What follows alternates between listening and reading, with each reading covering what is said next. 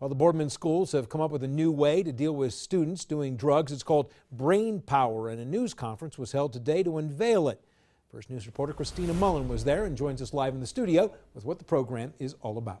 Hey Stan, it's all thanks to the Mahoning Valley Hospitals. They donated $15,000 to bring the Brain Power program to Boardman schools, teaching those students as early as kindergarten all the way to 12th grade about how drugs impact the brain. Now here's a look at how the program works. We are equipping them to make healthy choices. That's the goal of the Brain Power program. Nancy POMMERENING is the director. She explains to teachers how to tie the program into their lesson plans. It's already part of the science program and the health program, and we have found that kids are very interested in learning about their brains and their bodies. The program uses a more hands-on approach for smaller children, like using Play-Doh to make molds of their brains. Children need to know that certain substances can change the brain in ways that are very harmful and may be difficult for the brain to recover from.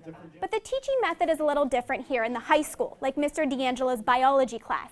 They're using technology to show how addiction impacts the brain. We had students get in groups, talk about what activities are controlled by the brain. And then what we did was we actually talked about PET scans and how each region of the brain is important for different functions. Mr. D'Angelo says the program is a perfect fit for his biology class. We talk about the nervous system and how the brain controls everything, and how, if one thing is firing wrong in the brain, that could, cause different things to malfunction, later. And when his students leave biology class today, he hopes for one thing. Hopefully, the reality is that they won't do drugs, and that's what we're hoping to provide for them. Now, the program isn't new. It's been around for 5 years, and it's already in place in some schools in the area, like Austintown, South Range, and Struthers.